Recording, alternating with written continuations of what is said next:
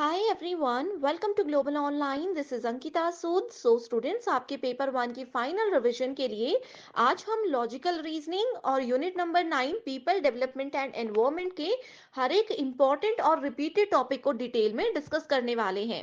इस सीरीज में जितने भी कॉन्सेप्ट्स मैं आपको बताऊंगी, ये सारे प्रीवियस ईयर पेपर्स को एनालाइज करके ही आपके साथ शेयर किए जाएंगे, ताकि इस कम समय में बहुत अच्छे से आपकी तैयारी होती रहे। ये सीरीज खास तौर पर उन स्टूडेंट्स के लिए हेल्पफुल है जिन्होंने अभी तक भी पेपर वन की तैयारी शुरू नहीं की है। तो आप सभी के लिए ये बहुत ज्यादा जरूरी है कि आप इस डिस्कशन में एंड तक बने रहिएगा। स्टूडेंट्स, पेपर वन में आप सबको हेल्प करने के लिए एक कंप्लीट कोर्स में लेकर आई हूँ, जिसमें अगले 30 दिन के अंदर आपको रोज 2 से 3 लाइव लेक्चर्स के साथ पेपर से पहले 100% सिलेबस तो कवर करवाया ही जाएगा। साथ ही आपकी रिवीजन के लिए full syllabus MCQs and PYQs भी दिए जाएंगे, जिसमें कि आपको कुछ ऐसे ट्रिक्स बताऊंगी जिससे इजीली करेक्ट आंसर को पेपर में आइडेंटिफाई किया जा सकता है। फाइनल प्रिपरेशन के लिए अपडेटेड मॉक टेस्ट है and 5000 plus MCQ question bank है, जो कि एक्सप्लेनेशन के साथ आपको मिलेगा। एंड यकीन रखिए कि इसमें से एज इट इज सवाल पेपर में आपको देखने को मिल सकते हैं। लिमिटेड पीरियड के लिए ये डिस्काउंट आपको दिया जा रहा है। इसके लिए आपको गिवन नंबर्स पर व्हाट्सएप के थ्रू कॉल या मैसेज करके पूरी जानकारी लेनी है। साथ ही स्टूडेंट्स, फ्री वीडियोस और मॉक टेस्ट के लिए ग्लोबल ऑनलाइन ऐप को डाउनलोड कीजिए। स्टोर सेक्शन पर सर्च बार में आपको लिखना है कोर्स का नाम। कंटेंट पर जाते ही आप देखोगे कि यूनिट वाइज फोल्डर्स हैं, जिससे कि आप कभी भी किसी भी यूनिट से अपनी रिवीजन को स्टार्ट कर सकते हो। आपके स्टेट के अलावा अदर स्टेट्स के पीवाईक्यूज भी हम आपको देते हैं प्रैक्टिस के लिए, ताकि आपको अपकमिंग एग्जामिनेशन के लिए एक आइडिया मिल जाए कि किस लेवल के सवाल पूछे जा रहे हैं। तो ये एक ऐसा कोर्स है जो डेफिनेटली स्टूडेंट्स आपको एग्जाम क्वालिफाई करने में हेल्प करेगा। सबसे पहले आपके सामने ये सिलेबस है और आप सभी स्टूडेंट्स को पता होना चाहिए कि युक्ति युक्त तर्क यूनिट में आपके सिलेबस को 2 हिस्सों में बाँटा गया है। पहला हिस्सा है जिसमें कि हम लोग लॉजिक और वेन डायग्राम्स के बारे में देखते हैं, और दूसरे हिस्से में हम इंडियन लॉजिक के बारे में देखते हैं। दोनों हिस्से बहुत इंपॉर्टेंट है। अपर पार्ट की अगर हम बात करें तो 4 से 5 क्वेश्चंस इसमें से आ सकते हैं, और 3 से 4 क्वेश्चंस इस वाले पार्ट में से एग्जाम में आपको देखने को मिलते हैं। तो आप सभी स्टूडेंट्स को यहाँ पर हिंदी इंग्लिश दोनों लैंग्वेजेस में मैं सिंपल से सिंपल तरीके से सारे कॉन्सेप्ट्स क्लियर करने की पूरी कोशिश करूंगी। सबसे पहले लॉजिकल रीजनिंग में आपको पता होना चाहिए लॉजिक क्या होता है। देखो, लॉजिक जो है, इसको हिंदी में बोला जाता है तर्क।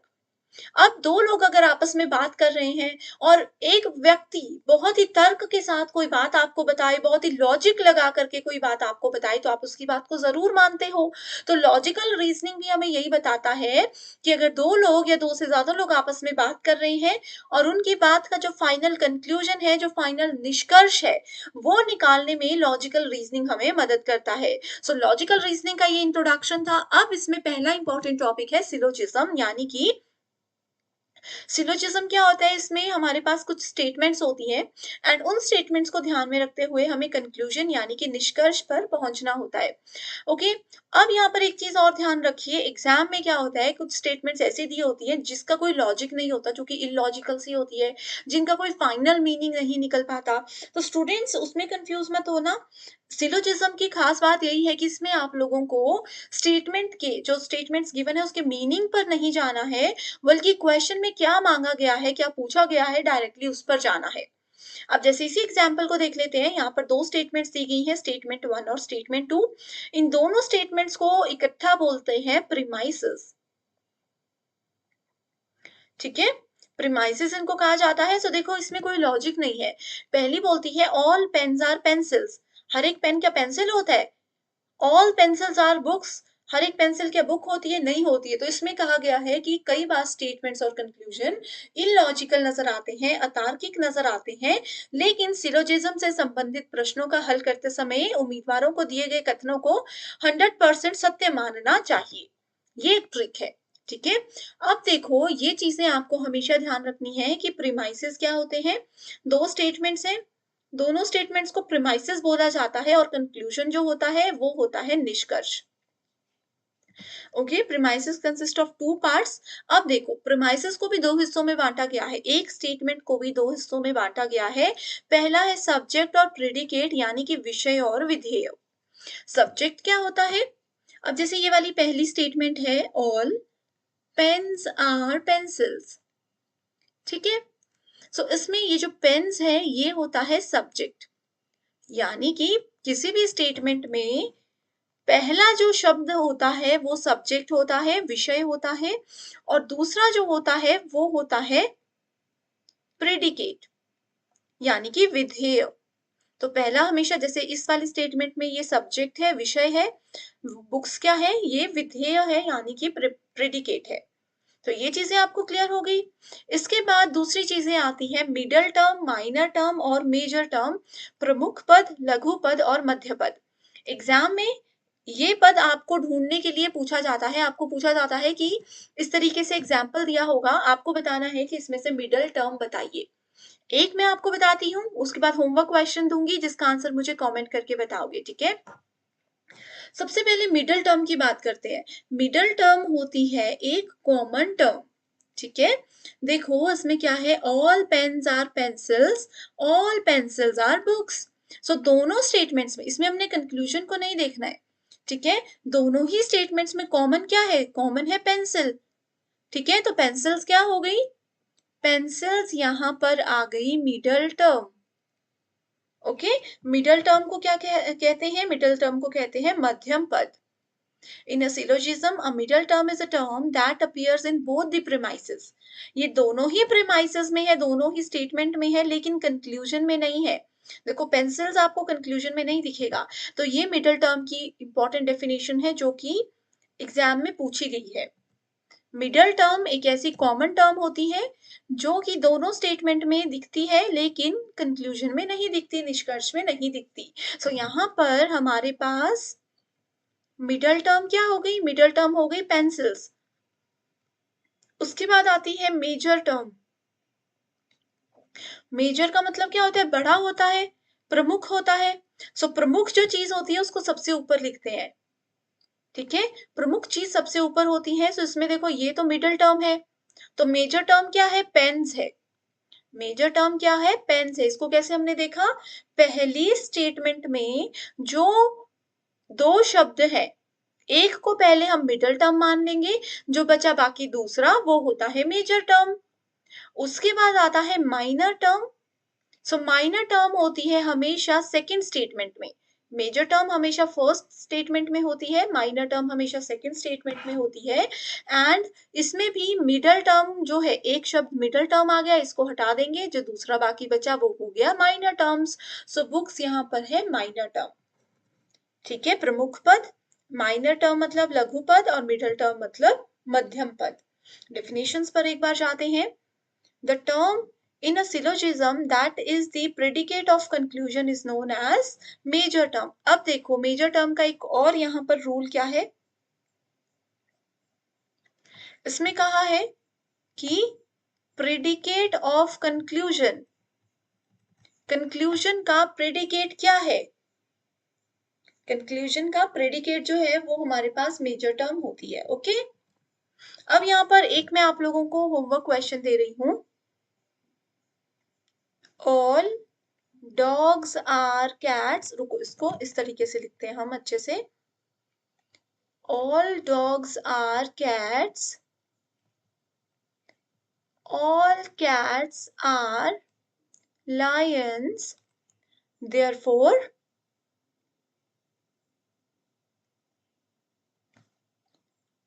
ऑल डॉग्स आर लायंस, ठीक है। सो ये है स्टेटमेंट वन यानी कि प्रीमाइस वन, और ये है स्टेटमेंट टू, और ये है कंक्लूजन यानी कि निष्कर्ष। इसमें कहा गया है हर कुत्ता बिल्ली होता है, और इसमें कहा गया है हर बिल्ली शेर होता है, और कंक्लूजन बोलता है इसका मतलब ये है कि हर कुत्ता शेर होता है, ठीक है। सो अब इसमें आप मुझे सिर्फ बताइए मिडल टर्म कौन सी है,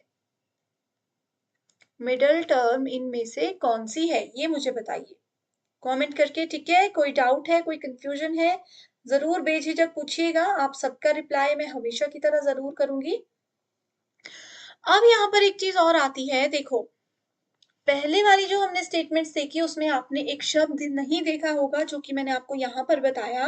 वो शब्द क्या है, वो शब्द है देयरफॉर।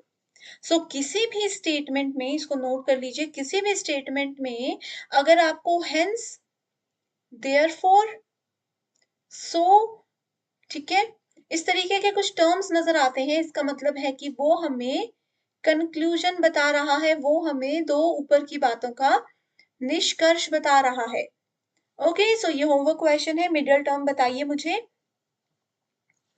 अब देखो, इसमें एक चीज और दी है, this is also known as cancelling terms and in Indian logic इसको रीजन या हेतु बोला जाता है। हेतु भी अपने आप में एक बहुत इंपॉर्टेंट टॉपिक है, इसको हम आगे कवर करेंगे। रीजन को, किसी भी चीज का जो कारण होता है, उसको इंडियन लॉजिक में यानी कि संस्कृत वर्ड्स में हेतु कहा जाता है। इसको नोट कर लीजिए। ओके, अगला जो स्टेटमेंट है ये है, आप लोगों ने सिलेबस में देखा है, classical square of opposition, rules of syllogism. ठीक है, रूल्स ऑफ सिलोजिज्म से ही हम क्लासिकल स्क्वायर ऑफ ऑपोजिशन पर जाते हैं। ये कॉन्सेप्ट क्लियर होगा तो आगे आपको और भी आसानी हो जाएगी। तो सबसे पहले इसमें चार चीजें होती हैं।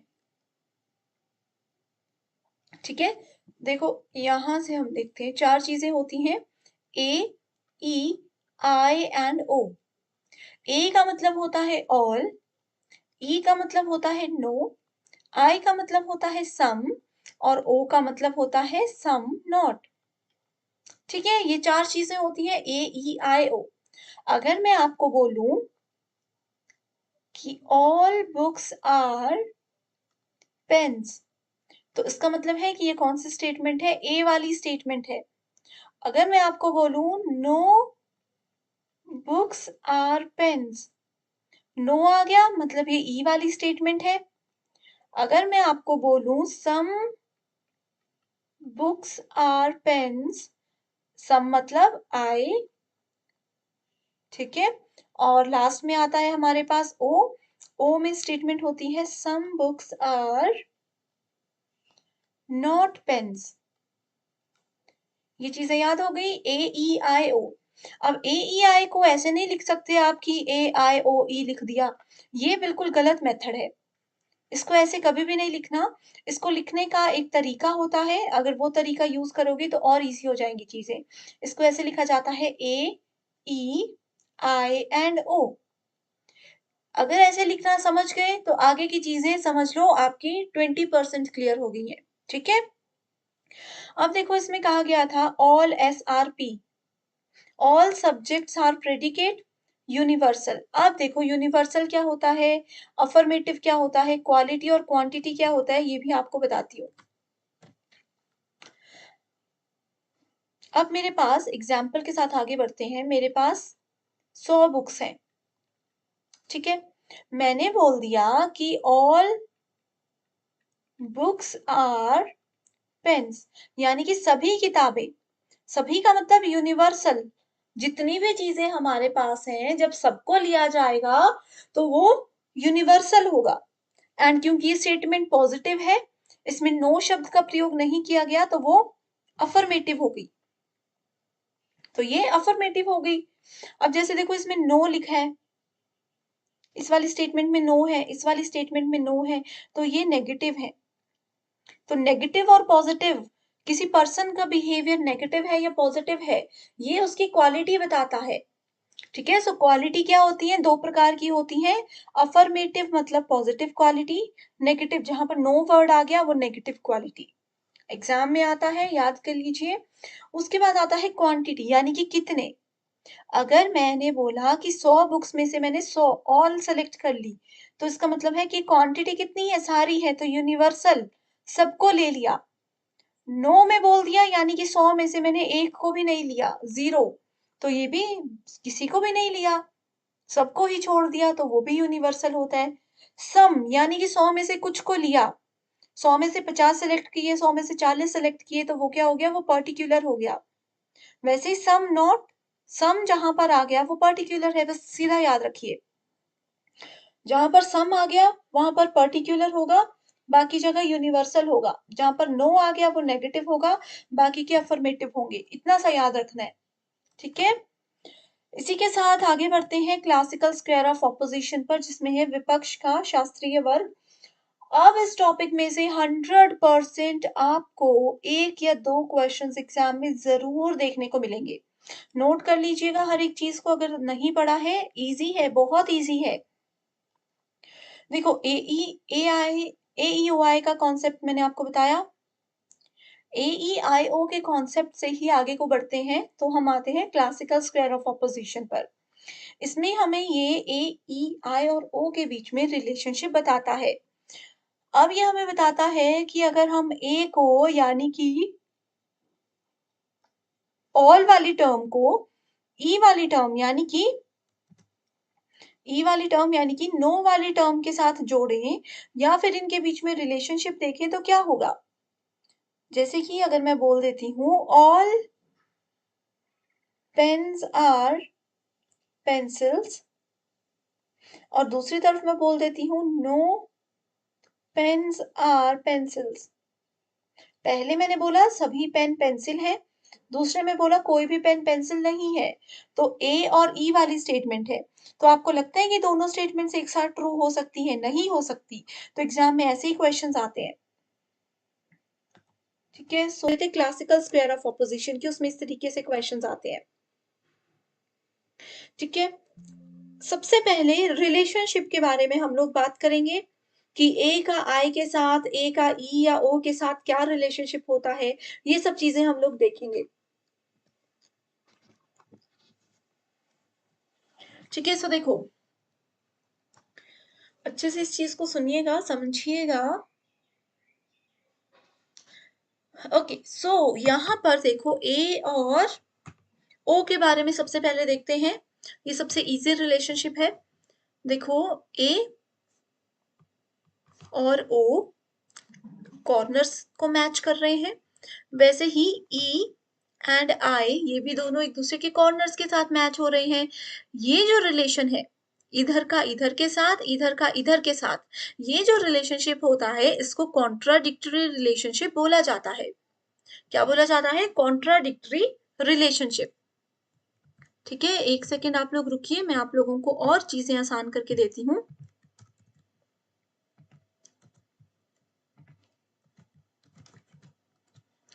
ठीक है, सो यहाँ पर देखिए, ऐसे याद रखिए, पहला रिलेशनशिप है ए का ओ के साथ और ई का आई के साथ। ठीक है, ये होते हैं कॉन्ट्राडिक्टरी रिलेशनशिप। कॉन्ट्राडिक्टरी का मतलब होता है कॉन्ट्राडिक्ट, यानी कि एक दूसरे के ऑपोजिट। ठीक है, इसमें एक दूसरे के ऑपोजिट का क्या मतलब है? इसका मतलब ये है कि अगर ए वाली स्टेटमेंट को हमने बोल दिया कि ये बिल्कुल सत्य है, तो डेफिनेटली सी बात है, बिल्कुल पक्की बात है कि ओ फॉल्स ही होगा। लेकिन अगर हमने माना था कि ए फॉल्स है, तो इसका मतलब है कि ओ ट्रू होगा। ये एक दूसरे के ऑपोजिट है। एक फ्रेंड ने बोल दिया कि मैं जा रही हूं, तो दूसरी ने बोला मैं नहीं जाऊंगी। अगर दूसरी ने बोला होता कि मैं नहीं जाती, तो पहली वाली बोलती कि मैं तो पक्का जाऊंगी। वही हिसाब यहाँ पर, ये कॉन्ट्राडिक्टरी एक दूसरे के बिल्कुल ऑपोजिट काम करते हैं। Same goes for E and I. E अगर ट्रू है तो आई हमारे पास फॉल्स हो जाएगा। ई अगर हमने मान लिया फॉल्स है, तो आई हमारे पास ट्रू हो जाएगा। ये एक दूसरे के ऑपोजिट है।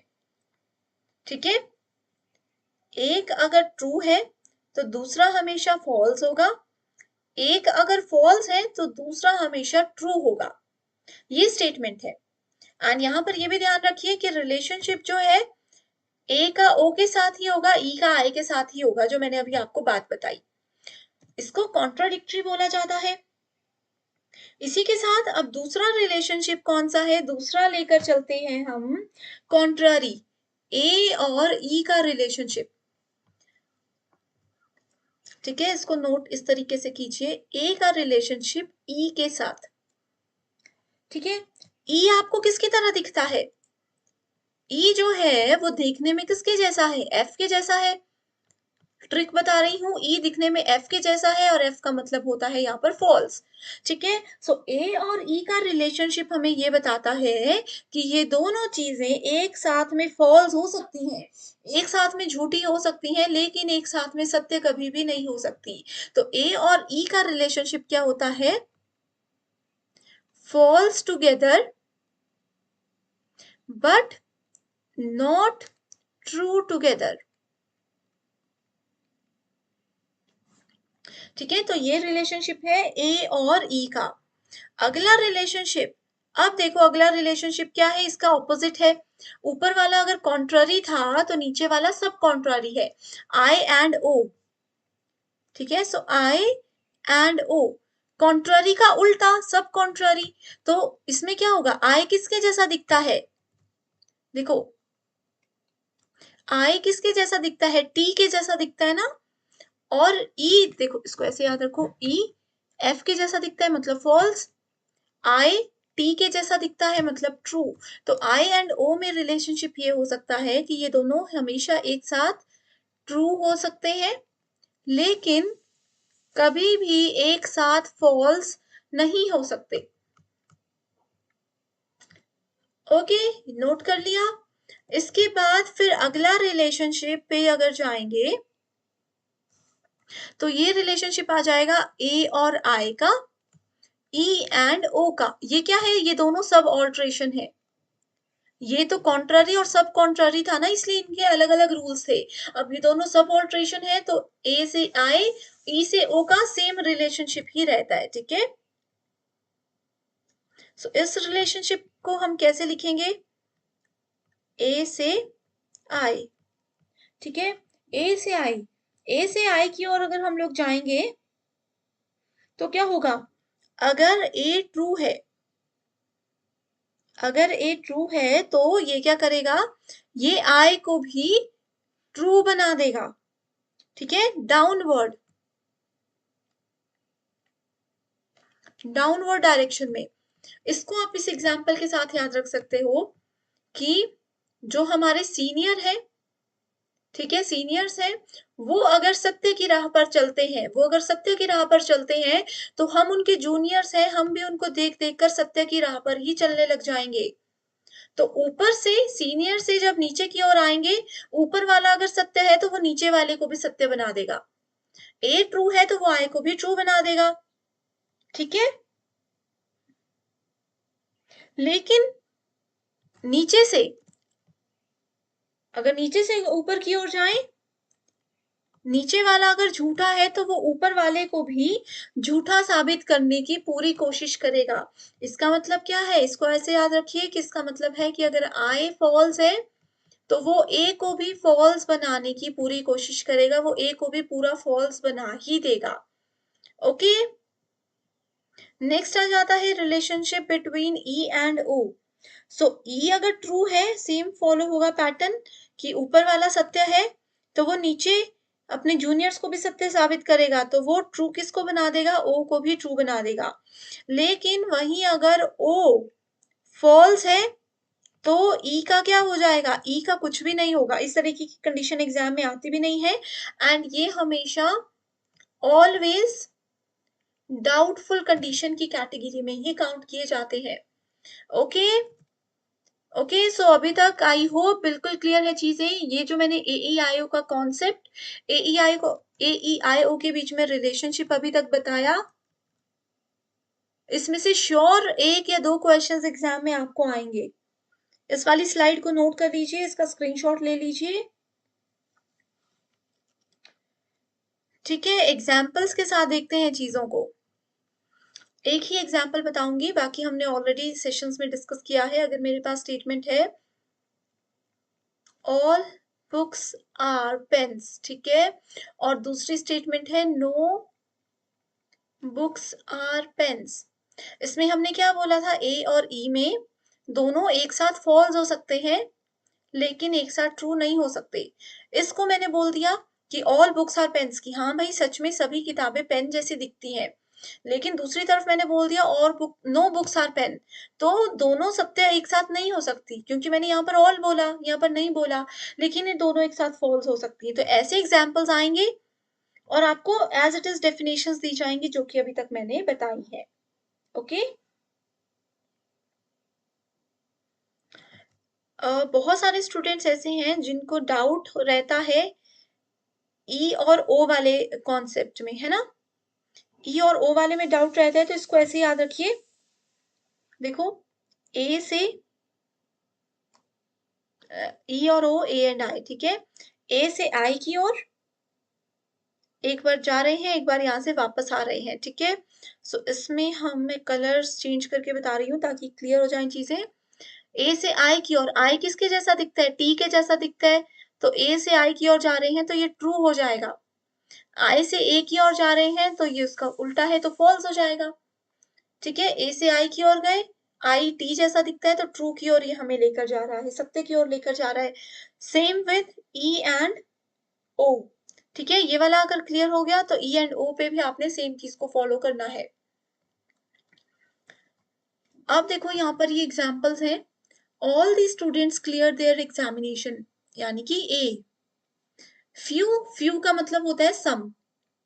Few students did not clear their examination, यानी कि ये है सम नॉट।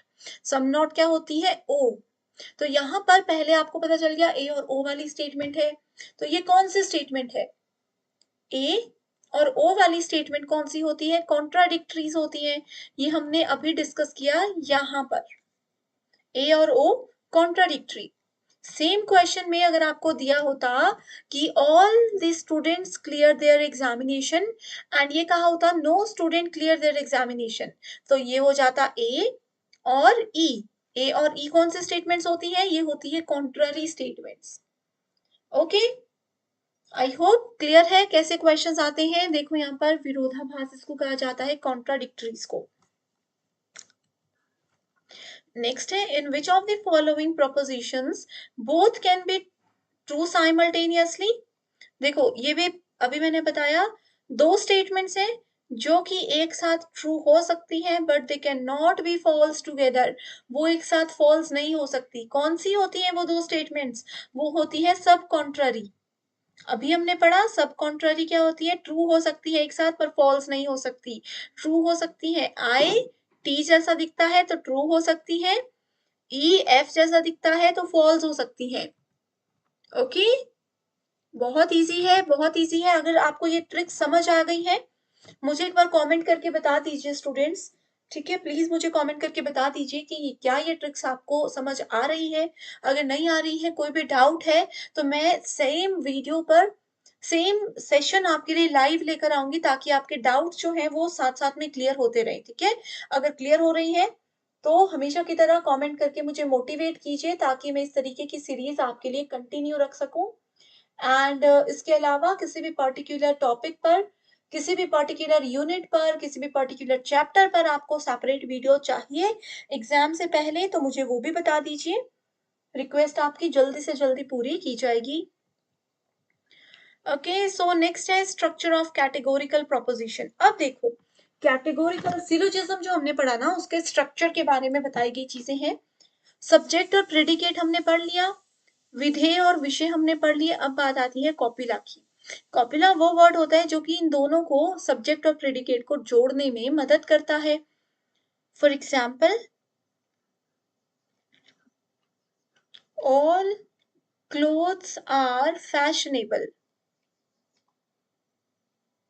सभी कपड़े जो हैं वो फैशनेबल होते हैं। ठीक है, सो ये क्या है, ये सब्जेक्ट है। ये क्या है, प्रेडिकेट है, विषय और विधेय बता दिए। कॉपिला इन दोनों को जोड़ रहा है तो कॉपिला है आर, कॉपिला इन दोनों को जोड़ने में मदद करता है। अगला आ जाता है फैलेसी। फैलेसी क्या होता है, ये अभ्यास होता है।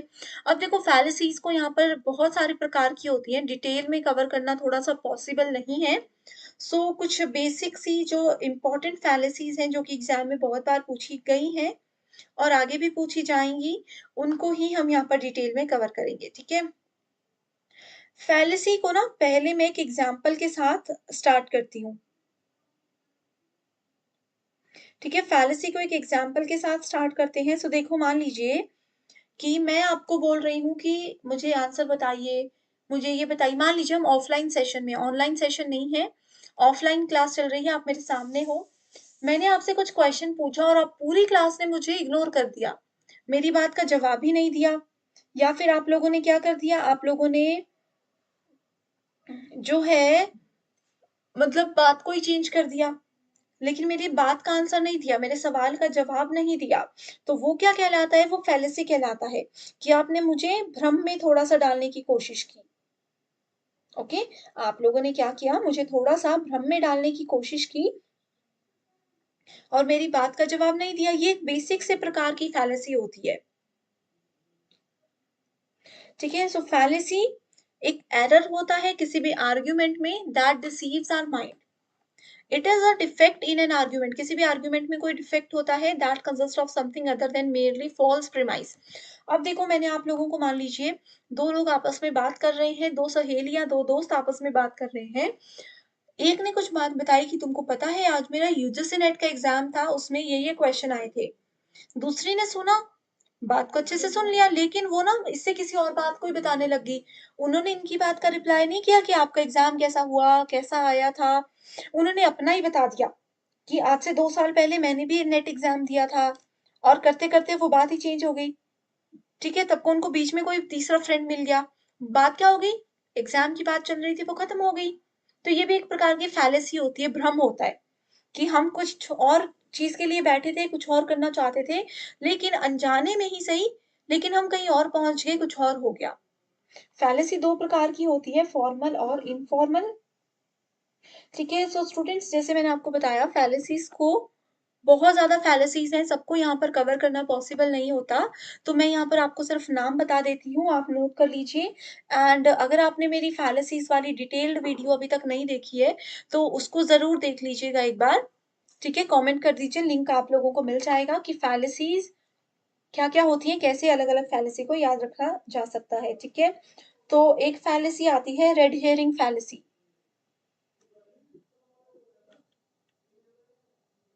रेड हेयरिंग फैलेसी, जिसको इंग्लिश में डेलिब्रेट डाइवर्शन भी बोला जाता है। ओके, जानबूझकर अगर हम किसी बात को दूसरी तरफ घुमा देते हैं तो उसको डेलिब्रेट डाइवर्जन कहते हैं। रेड हियरिंग फैलेसी, हियरिंग मतलब सुनना, रेड हियरिंग मतलब नहीं सुनना, कि हमने सुनकर भी उस बात को अगर इग्नोर किया, बात को बदल दिया, वो रेड हियरिंग फैलेसी होती है। ठीक है, जैसे कि घर में कई बार पेरेंट्स बोलते हैं कि आप लोगों की एग्जाम की तैयारी कैसे चल रही है, तो हम उनको ये नहीं बोलते कि अच्छी चल रही है या बुरी चल रही है। हमने क्या किया, हमने उनके सवाल का जवाब ये दे दिया कि तैयारी करने में तो बच्चों को 6-7 साल भी लगते हैं, एग्जाम बहुत टफ होता है। उन्होंने एग्जैक्ट आंसर नहीं दिया, लेकिन बात को बदल दिया। तो इसमें भी रेड हेरिंग फैलेसी भी दो प्रकार की होती है।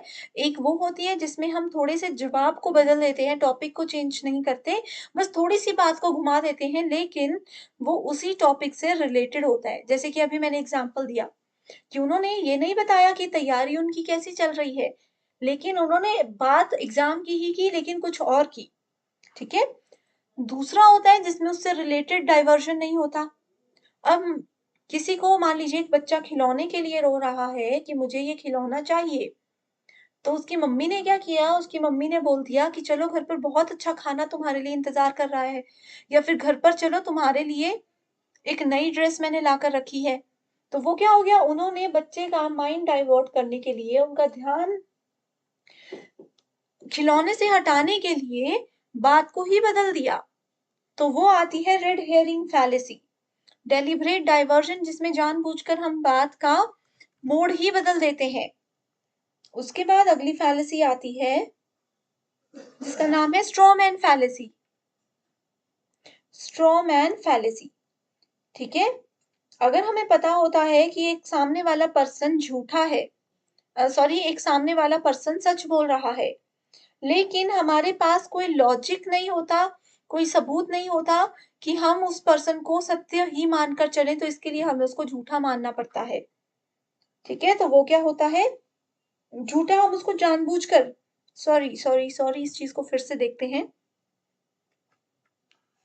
स्ट्रॉ मैन फैलेसी क्या बोलती है, अगर हमें पता होता है कि सामने वाला बच्चा सत्य बोल रहा है, मान लीजिए टीचर और स्टूडेंट है, टीचर ने आपको कुछ पढ़ाया और कोई टॉपिक गलत हो गया गलती से, कोई क्वेश्चन गलत हो गया गलती से, अब स्टूडेंट्स ने यहाँ पर इकट्ठे होके बोल दिया कि आपने इसका आंसर गलत बताया। ठीक है, अब टीचर को क्या लग रहा है कि टीचर को थोड़े टाइम बाद समझ आ गया कि हाँ, ये क्वेश्चन मुझसे गलती से गलत तो हो गया, लेकिन मैं तो टीचर हूँ, बच्चों के सामने अगर ऐसा हो गया कि मैंने गलत पढ़ाया तो मेरी तो यहाँ पर इज्जत जाएगी, है ना, मेरी तो यहाँ पर इमेज खराब हो जाएगी, ऐसा होता है।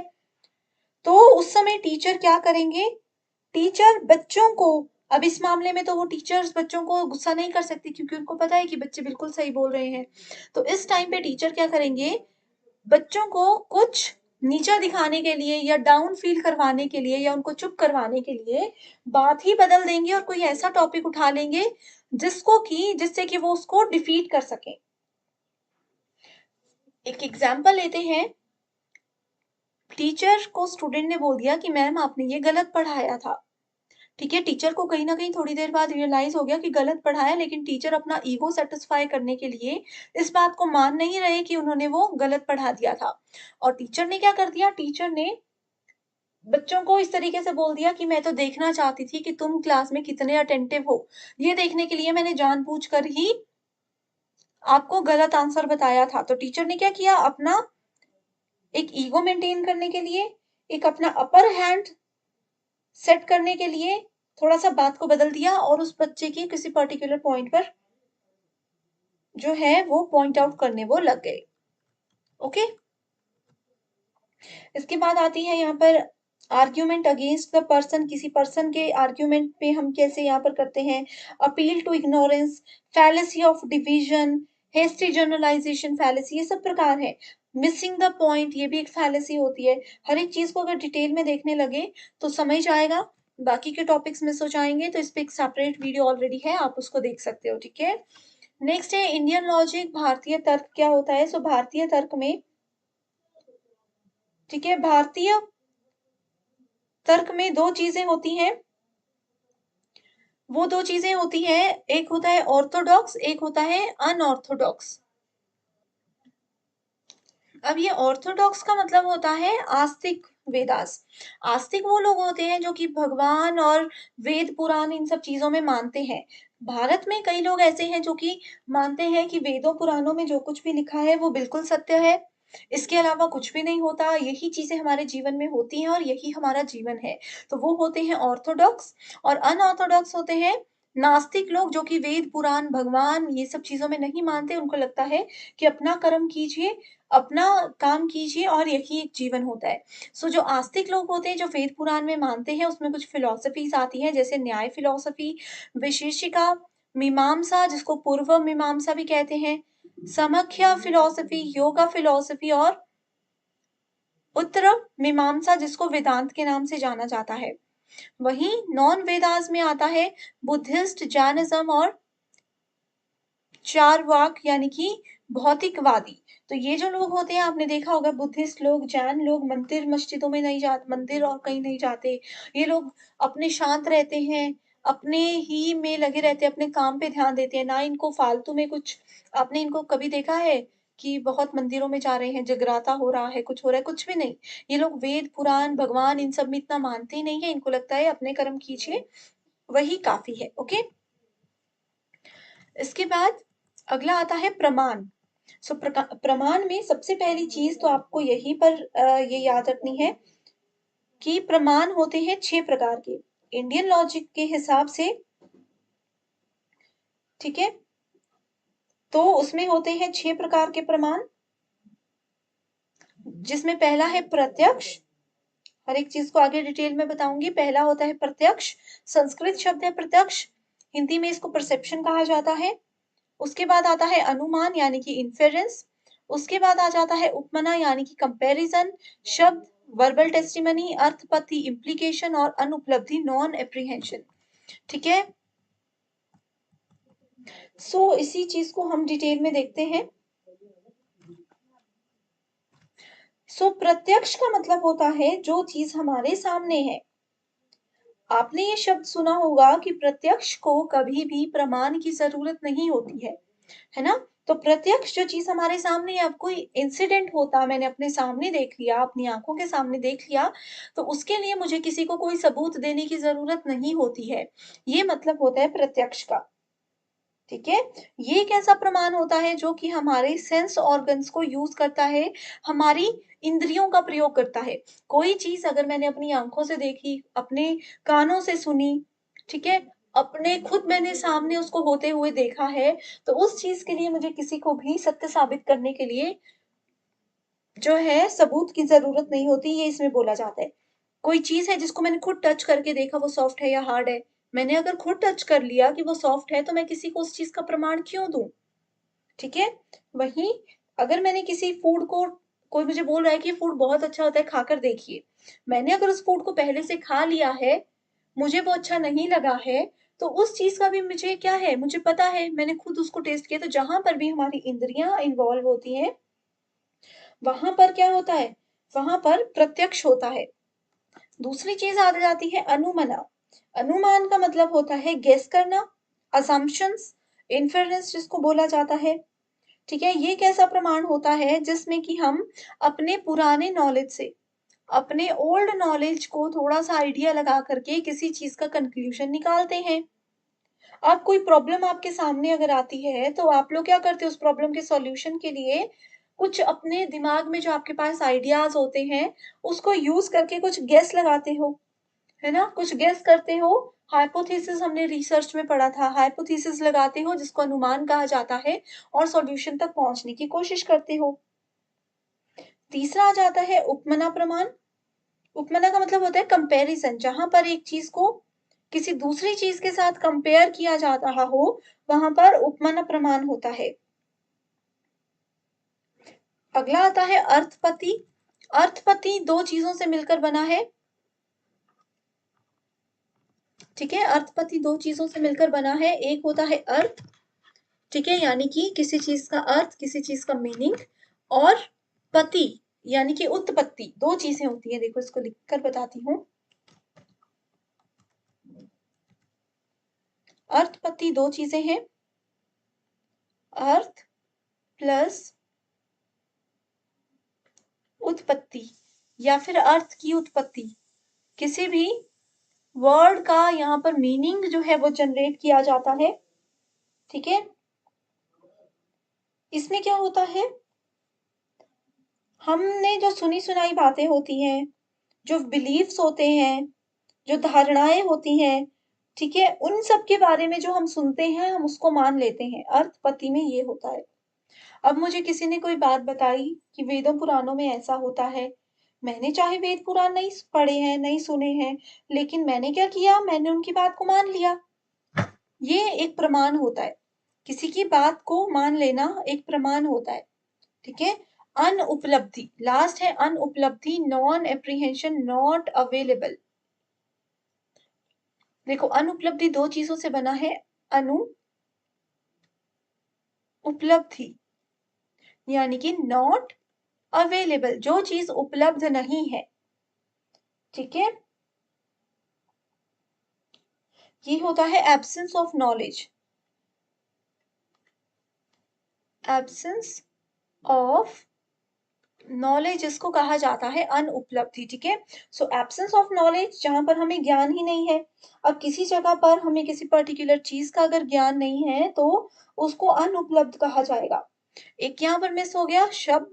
शब्द क्या होते हैं, शब्द को इंग्लिश में वर्ड्स बोला जाता है। वर्ड्स जहाँ पर यूज किए जाते हैं वो वर्बल चीज होती है, कम्युनिकेशन में हमने पढ़ा है। सो वर्बल टेस्टिमनी मतलब शब्द, किसी के शब्दों पर हम कैसे विश्वास कर रहे हैं। ठीक है, किसी के शब्दों पर ही विश्वास करके हम कोई डिसीजन ले लेते हैं, उस चीज को शब्द यानी कि वर्बल टेस्टिमनी के नाम से जाना जाता है। ओके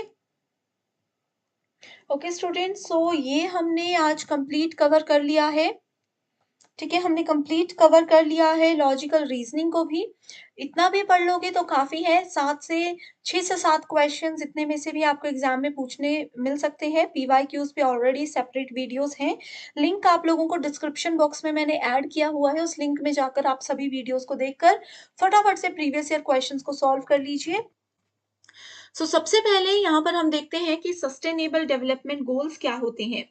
ये एक ऐसा टॉपिक है पीपल डेवलपमेंट एंड एनवायरनमेंट का, जो कि मोस्ट इंपॉर्टेंट है और हर साल पूछा जाता है। हिंदी मीडियम स्टूडेंट्स यहाँ पर देखिए, सस्टेनेबल डेवलपमेंट गोल्स को हिंदी में बोला जाता है सतत विकास के लक्ष्य। ठीक है, सतत विकास के लक्ष्य। अब देखो, एक प्रॉपर डेवलपमेंट जब सभी कंट्री की चाहते थे, तो अथॉरिटीज ने क्या किया, कुछ गोल्स बना लिए, कुछ लक्ष्य बना लिए, और फिर सब लोग उन लक्ष्य को अचीव करने की ओर लग गए। ठीक है, तो ये इसमें 17 लक्ष्य हैं, 17 गोल्स हैं, जो कि आपको पता होने चाहिए। इसमें आपको सीक्वेंस याद होना चाहिए, बहुत ज्यादा इंपॉर्टेंट है। साथ ही एग्जाम में ये डायरेक्टली पूछा जाता है कि मान लीजिए सस्टेनेबल डेवलपमेंट गोल्स में 11 नंबर का गोल कौन सा है, 6 नंबर का गोल कौन सा है, तो ये चीजें आपको याद होनी चाहिए। एक स्टोरी की तरह बताऊंगी तो सबसे पहले देखो, चीजें शुरू होती हैं गरीबी से। तो सबसे पहला गोल ये था कि गरीबी को वो हटाएंगे। अब देखो, अगर पूरे देश में, देश की बात करते हैं, पूरे वर्ल्ड की बात करते हैं, यहाँ पर अगर कहीं पर भी गरीबी, पॉवर्टी नहीं रहेगी, इसका मतलब ये है कि सब लोग खाना खाएंगे, तो शून्य भूखमरी, ज़ीरो भूखमरी यहाँ पर हो जाएगी। सब लोग गरीब नहीं रहेंगे, सब लोग अच्छा कमाएँगे तो भूखमरी नहीं होगी। उसके बाद अगर किसी को कोई भूखा नहीं है तो उसकी हेल्थ अच्छी रहेगी, उसका स्वास्थ्य बहुत अच्छा रहेगा, जो कि गोल नंबर 3 में बताया गया है। उसके बाद गुणवत्तापूर्ण शिक्षा, यानी कि जिसकी अगर हेल्थ अच्छी है तो वो एक अच्छे से पढ़ाई कर सकते हैं, एक क्वालिटी एजुकेशन ले सकते हैं। अगर किसी के पास एक एजुकेशन बहुत क्वालिटी लेवल की है, तो अगर एक अच्छा पढ़ा लिखा इंसान देश में होगा, सब लोग अच्छे पढ़े लिखे होंगे, तो वो जेंडर इक्वालिटी को मानेंगे। वो लैंगिक समानता की ओर ध्यान देंगे कि महिला पुरुष बराबर हैं, सबको बराबर का अधिकार होना चाहिए, कोई किसी से कम नहीं होता। ठीक है? इसके बाद अगर समान सबको मानकर चलते हैं, तो अब इसके साथ-साथ आपको स्वच्छ जल और सैनिटेशन, यानी कि स्वच्छता की ओर भी ध्यान रखना है। अगर आप लोग स्वच्छता की ओर ध्यान रखोगे, अच्छा पानी पियोगे, अपने आस-पास सफाई रखोगे, तो आप लोगों का वातावरण अच्छा होगा, पूरा पर्यावरण अच्छा हो जाएगा, जिससे आपको एक क्लीन और ग्रीन एनर्जी मिलेगी। ये है 7वां गोल। 8वां गोल बोलता है कि अगर आप लोग एक अच्छी एनर्जी, एक अच्छे साफ-सुथरे वातावरण में रहोगे, तो आप लोग बहुत अच्छे से काम कर पाओगे, जिससे कि आपकी अपनी प्रगति के साथ-साथ देश की भी आर्थिक वृद्धि होगी। अब देश की अगर आर्थिक वृद्धि हो रही है, तो बहुत सारे उद्योग और लगेंगे, नवाचार होगा, बुनियादी सुविधाएँ और ज़्यादा बढ़ेंगी, जो कि गोल नंबर 9 हमें बताता है। हर एक गोल एक-दूसरे के साथ रिलेटेड है। ऐसा नहीं है कि इनको याद रखना मुश्किल है, जैसे मैं कह रही हूँ, ऐसे स्टोरी की तरह याद रखो, बहुत ईज़ी हो जाएगा। उसके बाद आता है रिड्यूस इनइक्वालिटी। अब देखो, यहाँ पर जैसे बताया गया था कि पढ़े लिखे लोग होंगे तो इनइक्वालिटी को भी ऑटोमेटिकली घटा ही देंगे। वो सबको बराबर का अधिकार देंगे, असमानताओं की कमी होगी। ठीक है? ऐसा नहीं होगा कि किसी पर्टिकुलर डिपार्टमेंट में सिर्फ महिलाएँ काम कर सकती हैं, पुरुष काम नहीं कर सकते। सबको बराबर के समान अधिकार यहाँ पर फिर मिलेंगे। सस्टेनेबल सिटीज़ और कम्युनिटी, एक बहुत ही अच्छी संवहनीय शहर और समुदाय आप लोग बनाएँगे, एजुकेटेड लोग होंगे, पढ़े-लिखे लोग होंगे, महिला, पुरुष सब अपने-अपने एंड पर अगर कमा रहे होंगे, तो एक अच्छा समुदाय आप लोग बनाओगे। ठीक है? उसके बाद आ जाता है संवहनीय उपयोग और उत्पादन, तो एक सस्टेनेबल कंज़म्पशन और प्रोडक्शन होगी। एक अच्छे से हमें पता होगा किस चीज़ को कैसे यूज़ करना है, कैसे उसको और प्रोड्यूस करना है। क्लाइमेट एक्शन, क्लाइमेट हमारा बहुत अच्छा रहेगा। जलवायु कार्यवाही भी बहुत ज़रूरी है। सो जलवायु कार्यवाही में सबसे पहले आ जाता है कि पानी के नीचे जो मछलियाँ होती हैं और भी जीव होते हैं, उनको कैसे बचाया जाए। अब देखो, जैसे बहुत ज़्यादा लोग आपने देखे होंगे, पॉल्यूशन में भी आपने पढ़ा होगा कि गंदा नदियों और नालों का पानी कहाँ जाता है? नदियों में मिला दिया जाता है। आपके घर का गंदा पानी नदियों नालों में मिला दिया जाता है, जिससे पानी के अंदर रह रहे जीवों को बहुत नुकसान होता है, बहुत सारी स्पीशीज़ खत्म भी हो गई हैं। तो उनको बचाने के लिए गोल नंबर 14 में कहा गया है। गोल नंबर 15 कहता है लाइफ ऑन लैंड, यानी कि थलीय जीवों की सुरक्षा, पेड़-पौधे, पशु-पक्षी, इनको कैसे बचाया जाए। उसके बाद आता है शांति, न्याय और सशक्त संस्थाएँ, ठीक है? आस-पास शांति रहेगी, पीस, जस्टिस और स्ट्रॉन्ग इंस्टीट्यूशन होगा। और लास्ट वाला गोल जो है, वो सब गोल्स को अचीव करने के लिए आप सबकी पार्टनरशिप, आप सबकी जुटता, आप सबकी भागीदारी माँगता है। तो ये 17 गोल्स हैं, जो कि बहुत ज़्यादा इम्पोर्टेंट है। एग्ज़ाम में बहुत बार पूछे जाते हैं, हर बार पूछे ही जाते हैं। ओके? अब यहाँ पर एक सवाल ये आता है सबसे पहले कि जो सस्टेनेबल डेवलपमेंट गोल्स हैं, सतत विकास लक्ष्य हैं, उनको किसने जारी किया? तो इसको जारी किसने किया था? आप लोगों को कल ही हमने नीति आयोग के बारे में बताया है ना? नीति आयोग बहुत बार आपको मैं होमवर्क क्वेश्चन भी दे चुकी हूँ, डिस्कस भी कर चुकी हूँ। सो नीति आयोग ने ही सस्टेनेबल डेवलपमेंट गोल्स के इंडेक्स को 2018 में लागू किया था। एंड ये जितने भी टारगेट्स हैं, ये अभी तक ऐसा नहीं है कि बस बना दिए और छोड़ दिए। ऐसा है कि ये सारे टारगेट्स को अचीव करना है इंडिया ने और बाकी कंट्रीज ने, कब तक? 2030 तक। जैसे कि जेंडर इक्वालिटी अभी तो काफ़ी है, बट 2030 तक ये पूरी तरीके से प्रॉपर हर एक गोल को अचीव करना एक इन्होंने एक लक्ष्य माना हुआ है। ओके, सो कितने ऑब्जेक्टिव्स हैं? देखो 17 गोल्स हैं, 17 लक्ष्य हैं और 169 ऑब्जेक्टिव्स हैं, 169 उद्देश्य है, 17 लक्ष्य हैं और 169 उद्देश्य इसमें शामिल है। ओके, सो देखो ये जो 17 गोल्स आए थे, इससे पहले ये आया था, ये क्या है? ये एसडीजी है। एसडीजी का मतलब होता, सॉरी एसडीजी वो था, ये एमडीजी है। एमडीजी, एमडीजी का मतलब होता है मिलेनियम डेवलपमेंट गोल्स, यानी कि संयुक्त राष्ट्र सहस्राब्दी विकास लक्ष्य। सो ये गोल्स क्या थे? इसमें सिर्फ आपके पास 8 गोल्स हैं एंड इन 8 गोल्स को कब तक पूरा करना था? 2015 तक पूरा करना था। तो ये गोल्स जैसे ही अचीव हो गए, उसके बाद ही सस्टेनेबल डेवलपमेंट के 17 गोल्स को रखा गया था। ठीक है, एग्जाम में यहाँ पर ये क्वेश्चन आता है। देखो यहाँ पर अभी हमने सस्टेनेबल डेवलपमेंट गोल्स पढ़े, इसमें पूछा है गोल नंबर 10, 13, 14 एंड 15 कौन सा है? अभी मैंने आपको बताया, एक्सप्लेन नहीं करूंगी, आंसर नहीं बताऊंगी, ये दे दिया मैंने आपको होमवर्क क्वेश्चन। जल्दी से बताइए गोल नंबर 10, 13, 14 एंड 15 क्या होता है? ओके, अब यहाँ पर एक क्वेश्चन ये भी आता है कि जितने भी आपके पास सस्टेनेबल डेवलपमेंट गोल्स हैं, इन गोल्स को सबसे ज्यादा अचीव करने वाले स्टेट्स कौन कौन से हैं इंडिया में? तो सबसे पहले है हिमाचल प्रदेश, उसके बाद है केरला, उसके बाद आता है तमिलनाडु। इसके अलावा अगर हम चंडीगढ़ की बात करें, तो चंडीगढ़ ने, जैसे इसमें ना स्कोर दिया जाता है हर एक गोल को 100, तो 100 में से 68 स्कोर किया है चंडीगढ़ ने, एंड ये टॉप यूनियन टेरिटरी में आता है। इस तरीके से छोटी छोटी सी चीजें हैं, आपको याद रखनी है। एग्जाम में क्वेश्चन कैसे आते हैं? ऐसे आते हैं। होमवर्क क्वेश्चन है, बताइए। अभी मैंने आपके साथ डिस्कस किया सब कुछ। इसके अलावा एक और क्वेश्चन देती हूँ, अच्छा पानी और साफ सफाई यानी कि सैनिटेशन और क्लीन वाटर से रिलेटेड कौन सा गोल है?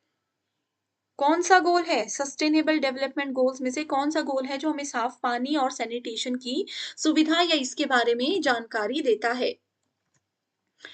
ठीक है, इसी के साथ बढ़ते हैं आगे, जिसमें हम बात करने वाले हैं अर्थ के 4 स्फीयर्स के बारे में। अब अर्थ के 4 स्फीयर्स होते हैं, वो कौन कौन से होते हैं, ये भी बहुत ज्यादा इंपॉर्टेंट है। तो सबसे पहला स्फीयर आ गया, देखो बायोस्फीयर। बायोस्फीयर में बर्ड्स और ये सब चीजें आती हैं जो कि हवा में उड़ सकते हैं। ठीक है, दूसरा है एयर, जिसको एटमॉस्फेयर बोला जाता है। देखो यहाँ पर है बायोस्फीयर, वायुमंडल। ठीक है, सो ये 4 है। ऐसे याद रखो, हिंदी मीडियम वालों को पहले बता देती हूँ, ये होता है स्थल मंडल, लिथोस्फियर, जलमंडल, हाइड्रोस्फियर, वायुमंडल, एटमॉस्फेयर और जीवमंडल, बायोस्फियर। ठीक है, ये बायोस्फीयर को जीवमंडल बोलना है। तो ये 4 स्फीयर्स होते हैं, सबका अलग अलग डिपार्टमेंट है, जैसे मिट्टी, पत्थर, ये सब अलग स्फीयर में आते हैं। हवा जो है, हमारे आसपास गैसेस होती हैं, ऑक्सीजन हम लेते हैं और गैसेस यहाँ वहां घूम रही होती है, ये सब चीजें एटमॉस्फेयर में आती हैं। बायोस्फीयर में पक्षी और ये जो आसमान में उड़ते हैं, ये सब आते हैं। हाइड्रोस्फीयर में आते हैं पानी से रिलेटेड चीजें। ठीक है, सो ये है पृथ्वी के 4 स्फीयर्स। अब इन 4 स्फीयर्स को बांटा गया है और भी भागों में। ठीक है, इनको और भी भागों में बांटा गया है। खास करके एटमॉस्फेयर की अगर बात करें, तो एटमॉस्फेयर में 5 परतें होती हैं जो बढ़ती ऊंचाई के साथ होने वाले तापमान में बदलाव से निर्धारित होती हैं। एंड पृथ्वी के वायुमंडल की परतों को लगभग 5 परतों में बांटा गया है। कौन कौन सी है? Troposphere, stratosphere, mesosphere, thermosphere, exosphere. शोभ मंडल, समताप मंडल, मध्य मंडल, ब्राह्म्य वायुमंडल और बहिर्मंडल। ठीक है, नोट कर ली चीजें। एग्जाम में यही क्वेश्चन आएंगे कि अर्थ के कितने स्फीयर हैं, उसमें से जो एटमॉस्फेयर है उसको आगे कितनी परतों में बांटा गया है, कितनी लेयर्स में बांटा गया है। अब यहाँ पर जितने भी स्फीयर्स, हमने अभी तक 4 स्फीयर्स पढ़े, कौन से स्फीयर में कौन कौन सी चीजें आती हैं? लिथोस्फीयर में, जैसे मैंने आपको बताया, लिथोस्फीयर में क्या आता है? मिट्टी और ये सब चीजें आती हैं। ठीक है, स्थल मंडल जिसको बोलते हैं, इसमें सॉइल, मिनरल, पत्थर, रॉक्स, ये सब चीजें आ जाती हैं। ओके, उसके बाद हाइड्रोस्फीयर पानी, जैसे ओशन है, समुद्र है, सीज़ हैं, रिवर है, नदियाँ हैं, लेक है, झील है, glacier, ice cap, ground water, ये सब चीज़ें हाइड्रोस्फीयर में हैं। एटमॉस्फेयर क्या बताया था? एटमॉस्फेयर बताया था वायुमंडल, एयर है, ऑक्सीजन है, कार्बन डाइऑक्साइड है, नाइट्रोजन, हाइड्रोजन, ये सब चीज़ें हैं। बायोस्फीयर क्या होता है? बायोस्फीयर क्या बताया मैंने? ये बताया जीवमंडल, जिसमें पेड़-पौधे, एनिमल्स, बायो ऑर्गेनिज़्म, ये छोटे-छोटे कीड़े-मकोड़े जो होते हैं, पेड़ों में छोटे-छोटे पक्षी, छोटे-छोटे से फ्लाइज़, ये सब जो हैं, ये सब आपके बायोस्फीयर के अंदर आते हैं, ओके? अब जैसे हमने बात की कि एटमॉस्फेयर में मल्टीपल लेयर्स होती हैं, है ना? स्ट्रेटोस्फियर, ट्रोपोस्फियर, ये सब हमने देखे। एटमॉस्फेयर में बहुत सारी लेयर्स होती हैं। अब देखो क्या होता है कि ये अगर हमारी पृथ्वी गोल है, पृथ्वी का जो ये आउटर बॉर्डर होता है ना, इसमें ये सारी मल्टीपल लेयर्स होती हैं। अब ये है हमारे पास सन, सूर्य। सूर्य की किरणें हमारी पृथ्वी पर पड़ती हैं, जिससे हमें हीट मिलती है। ये जो लेयर्स होती है ना, ये लेयर्स कहीं न कहीं अपना-अपना काम करती हैं और पृथ्वी पर सूर्य की हानिकारक किरणों को आने से रोकती हैं। कुछ किरणें तो हम तक पहुँचती हैं, जो हमारे लिए बेनिफिशियल है, जो इंसानों के लिए या फिर पशु-पक्षी, पेड़-पौधों के लिए हानिकारक हैं, उनको वो आने से रोकती है। ठीक है? जिसमें से एक है ओज़ोन लेयर।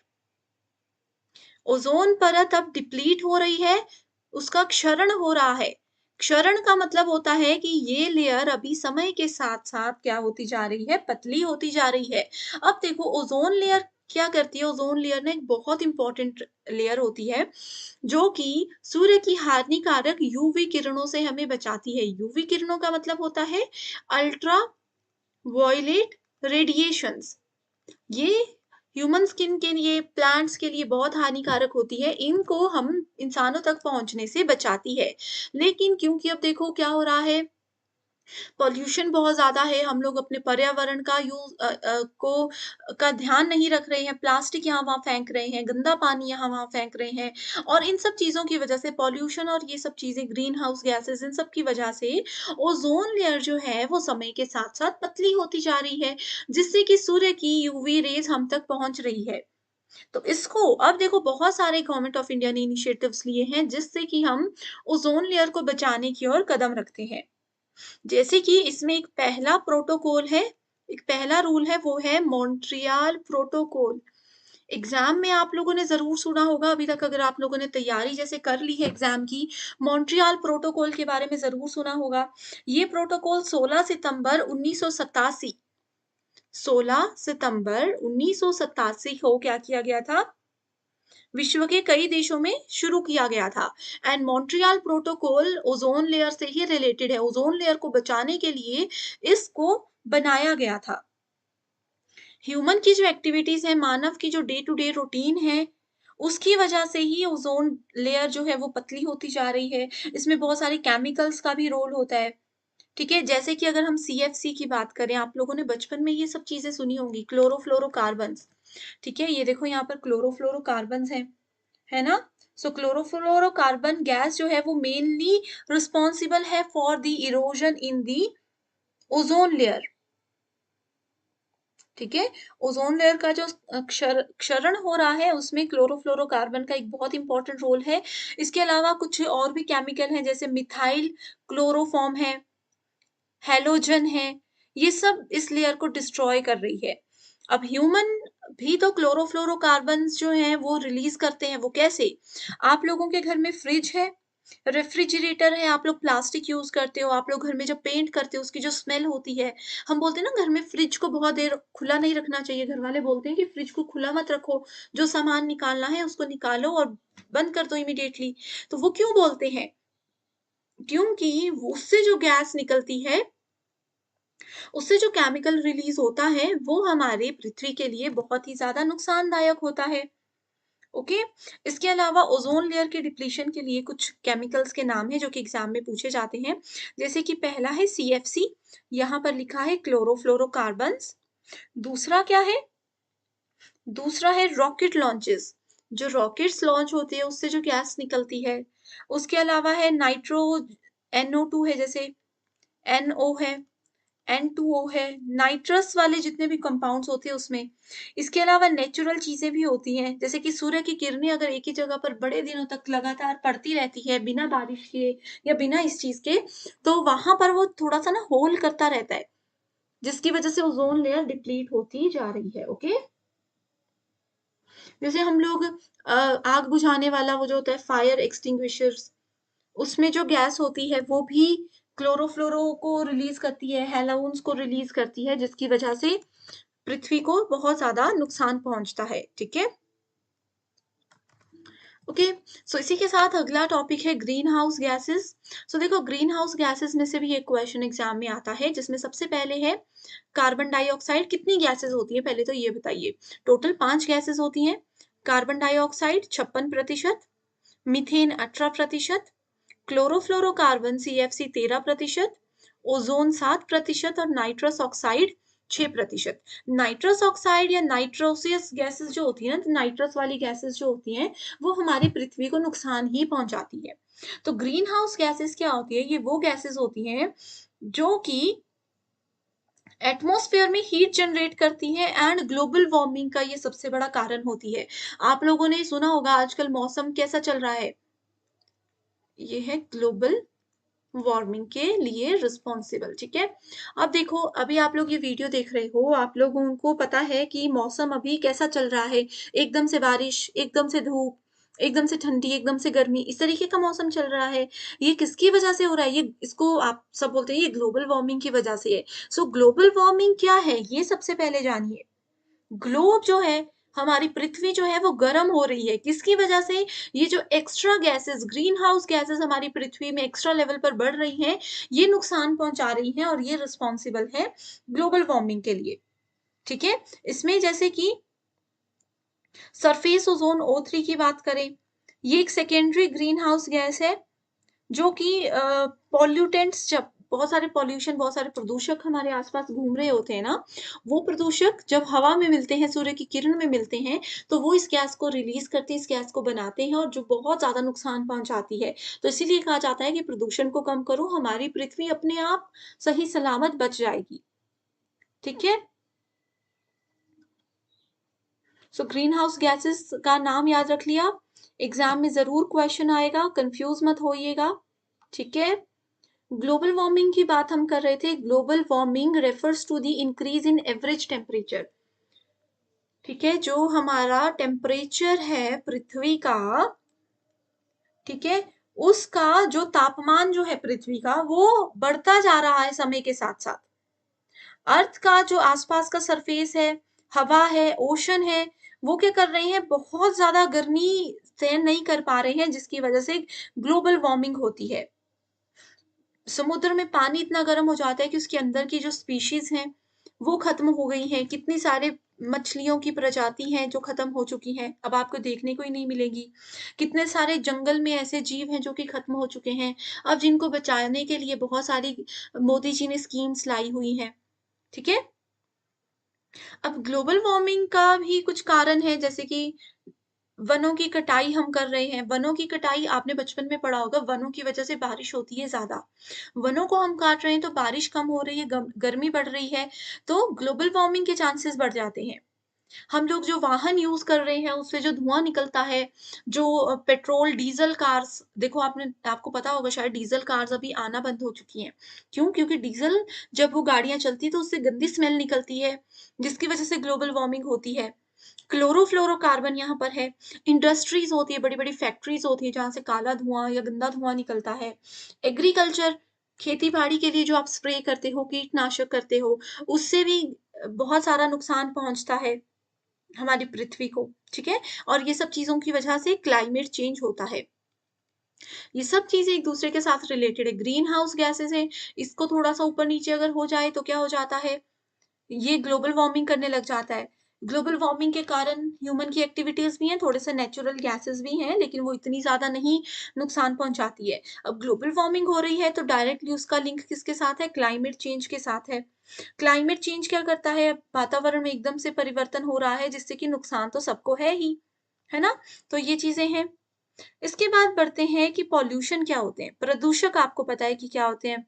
वायु में भूमि में, जल में अलग-अलग प्रकार के प्रदूषक हमारे पास होते हैं। वाटर पॉल्यूशन है, एयर पॉल्यूशन है, सॉइल पॉल्यूशन है, नॉइज़ पॉल्यूशन होता है।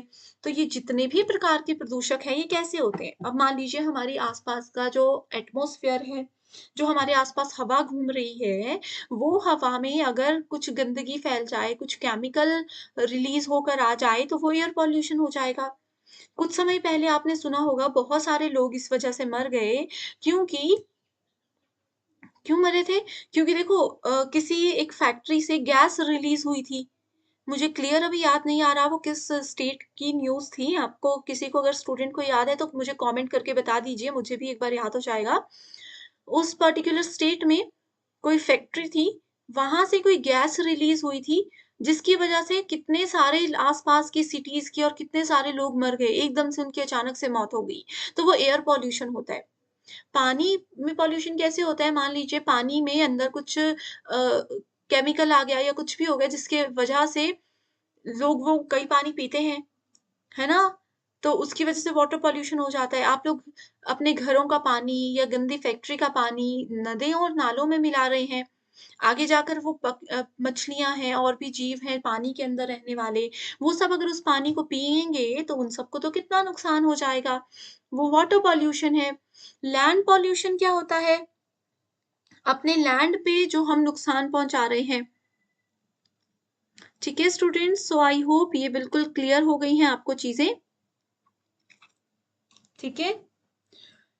ओके, सो इसी के साथ जैसे एयर पॉल्यूशन गाड़ियों का धुआँ है, इलेक्ट्रिकल पावर प्लांट्स हैं, हीटिंग प्लांट्स हैं, ये सब चीज़ें आती है, ठीक है?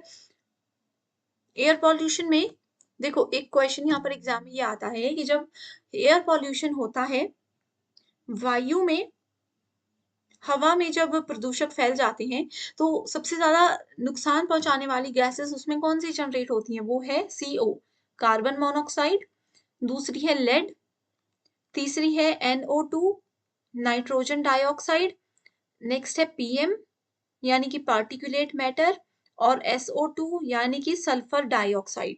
तो ये सारे एयर पॉल्यूशन है, स्मॉग है, ठीक है? वाटर पॉल्यूशन क्यों होता है? लैंडस्लाइड हो गया जैसे कि वोल्केनिक इरप्शन हो गया, ये सब की वजह से वाटर पॉल्यूशन होता है। उसके बाद सॉइल पॉल्यूशन का सबसे बड़ा कारण एग्रीकल्चर है।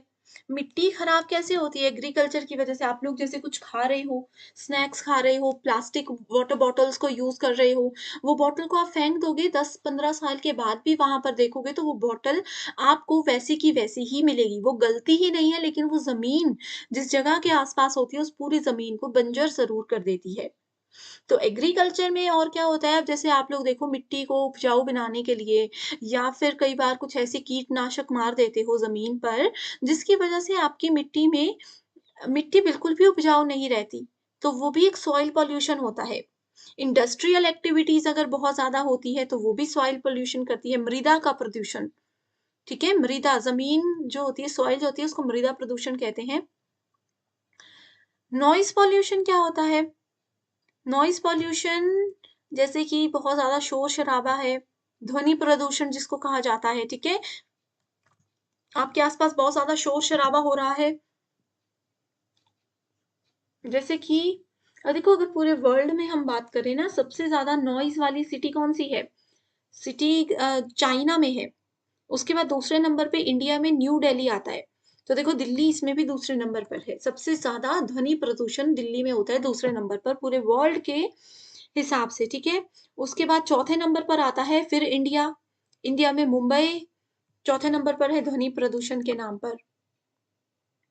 ओके? सो अब देखो ध्वनि प्रदूषण की जैसे हम बात कर रहे थे उसके बाद इन इम्पोर्टेंट एग्रीमेंट्स पर जाते हैं। सो हम लोग जब ध्वनि प्रदूषण की बात कर रहे थे, सो इसमें इसके नुकसान क्या-क्या होते हैं? कइयों को मनोवैज्ञानिक दिक्कतें हो जाती हैं, साइकोलॉजिकल इश्यूज़ हो जाते हैं, फिज़िकल इश्यूज़ हो जाते हैं, ठीक है? बिहेवियरल डिसऑर्डर, स्लीप अच्छे से नहीं आती, अगर आपके घर के आस-पास बहुत ज़्यादा शोर है, तो आप अच्छे से नहीं सो पाओगे। दिमाग पर आपके इसका फ़र्क पड़ सकता है, आपका बिहेवियर चिड़चिड़ा हो सकता है, आपकी मेमोरी और कंसंट्रेशन में बहुत फ़र्क पड़ सकता है। तो ये सारी चीज़ें ऐसी हैं, जो कि नॉइज़ पॉल्यूशन की वजह से होती है।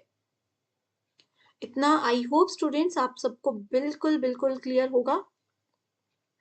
ठीक है, इसके बाद आते हैं कुछ ऐसे इंपॉर्टेंट एग्रीमेंट्स और कन्वेंशंस पर जो कि अपने पर्यावरण को बचाने के लिए बनाए गए हैं। सो इसमें आप इम्पोर्टेंट जो यूजीसी नेट और सेट एग्जाम में पूछे जाते हैं उसके नाम मैं आपको बताती हूँ सबसे पहले। ये है एक तो पेरिस एग्रीमेंट, दूसरा है Montreal protocol, Kyoto protocol, then we have Rio summit और लास्ट है इंटरनेशनल सोलर अलायंस यानी कि आईएसए। ठीक है, सो ये देखो अब होते क्या है। सबसे पहले जैसे मैंने आपको मॉन्ट्रियल प्रोटोकॉल अभी-अभी बताया, मॉन्ट्रियल प्रोटोकॉल क्या करता है? ये ओज़ोन लेयर के लिए बनाया गया है। ओज़ोन लेयर को बचाने के लिए ये बनाया गया है, जो वो पतली होती जा रही है, जिसकी वजह से ह्यूमन हेल्थ पे नुकसान पहुँचता जा रहा है, उसको बचाने के लिए बनाया गया है। सो मॉन्ट्रियल प्रोटोकॉल आपका जो हमने अभी सस्टेनेबल डेवलपमेंट गोल्स पढ़ा, उन गोल्स को अचीव करने के लिए मॉन्ट्रियल प्रोटोकॉल भी अपना साथ दे रहा है। ये एक इंटरनेशनल ट्रीटी है जिसको डिज़ाइन किया गया है ओज़ोन लेयर को बचाने के लिए। 16 सितंबर 1987 में इसको एग्री कर लिया गया था। मॉन्ट्रियल की बात कर रही हूँ, ठीक है? 16 सितंबर 1987 में इसके लिए एग्रीमेंट साइन हो चुका था, इसको फाइनल कर दिया गया था और 1 जनवरी 1989 से इसको लागू कर दिया गया था। डिफरेंट टाइम टेबल है इसमें हर एक चीज़ को डेवलप करने के लिए और कुछ कंट्रीज़ देखो इसमें ना बहुत सारी कंट्रीज़ जुड़ी हुई हैं, इस गोल को अचीव करने के लिए। सो कुछ कंट्रीज़ ऐसी हैं जो कि डेवलप हो चुकी हैं, पूरी तरह से बन चुकी हैं, एक अच्छी स्थिति में हैं और दूसरी हैं डेवलपिंग कंट्रीज़। जो कि अभी बन रही हैं, प्रगति की ओर बढ़ रही हैं। सो सभी के लिए अपने-अपने टारगेट्स का यहाँ पर लेवल दिया गया है, एक-एक फाइनल किया गया है कि कौन-सी कंट्री कितने समय में कितना टारगेट पूरा करेगी।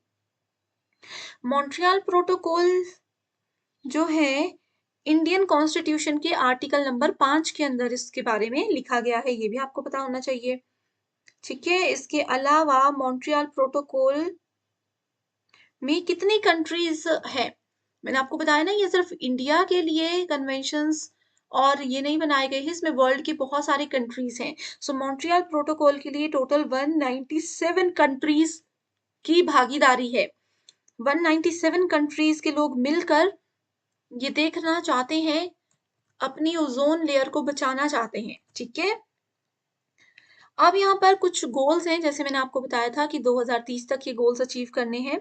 लेकिन एक चीज़ होती है एचएफसी, ये होता है हाइड्रोफ्लोरोकार्बन। सो जो हाइड्रोफ्लोरोकार्बन है, उसके यूज़ को, उसकी खपत को कम से कम 80% तक घटा देना है, ये टारगेट भी मॉन्ट्रियल प्रोटोकॉल के अंदर है एंड ये टारगेट रखा गया है कि 1947 तक हम ज़रूर पूरा कर रहेंगे। ओके? अब देखो मॉन्ट्रियल प्रोटोकॉल जैसे मैंने आपको बताया कि सस्टेनेबल डेवलपमेंट गोल से रिलेटेड है, उसको गोल्स को अचीव करने के लिए भी ये रिस्पॉन्सिबल है। तो सारे गोल्स को ये अचीव नहीं करेगा। गोल्स में ये आता है 1, 2, 3, 5, 8, 9, 11, 13 एंड 17 ये गोल्स हैं जो कि मॉन्ट्रियल प्रोटोकॉल से रिलेटेड है, सस्टेनेबल डेवलपमेंट गोल्स। ठीक है, इतनी चीजें आई होप स्टूडेंट्स बिल्कुल क्लियर हैं आप सभी के लिए। अब इसके बाद बढ़ते हैं पेरिस एग्रीमेंट पर। सो पेरिस एग्रीमेंट किस चीज से रिलेटेड है? ये है क्लाइमेट चेंज से रिलेटेड। क्लाइमेट चेंज से रिलेटेड जो पर्यावरण में बदलाव हो रहे हैं जिससे कि नुकसान पहुंच रहा है बहुत ज्यादा, उन चीजों को कैसे कंट्रोल किया जाए, कैसे मैनेज किया जाए, ये सब चीजें हमें पेरिस एग्रीमेंट बताता है। पेरिस एग्रीमेंट को कॉप 21 भी बोला जाता है।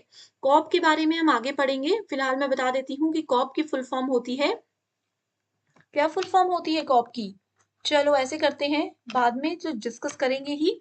एक और होमवर्क क्वेश्चन दे दिया कि बताइए कॉप जो है कॉप 21 इसकी फुल फॉर्म क्या है? सीओपी की फुल फॉर्म क्या है?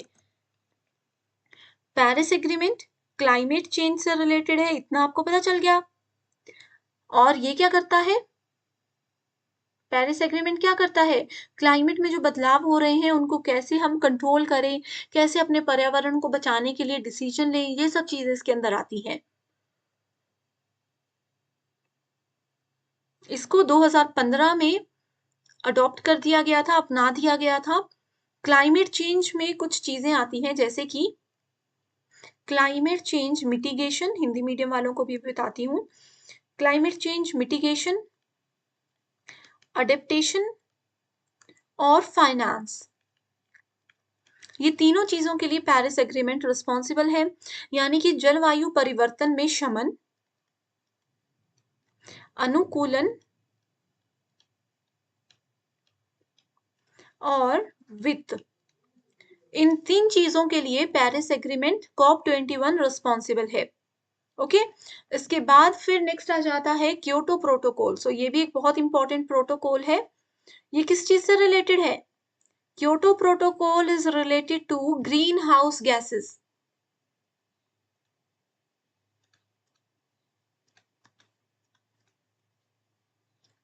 ठीक है, ग्रीन हाउस गैसेस की एमिशन को कैसे घटाना है, ये डिसाइड करने के लिए और इन चीजों को कंट्रोल करने के लिए क्योटो प्रोटोकॉल बनाया गया था। It was international treaty. सिर्फ ये इंडिया में काम नहीं हो रहा, इस पे इंटरनेशनल लेवल पर काम हो रहा है। That extended the 1992 United nation framework convention on climate change. अब देखो ये एक नई चीज है, UNFCCC, ये आपने जरूर सुना होगा, प्रीवियस ईयर क्वेश्चंस में ये टर्म देखी होगी। UNFCCC का मतलब होता है United Nations framework convention on climate change, यानी कि संयुक्त राष्ट्र फ्रेमवर्क कन्वेंशन का विस्तार।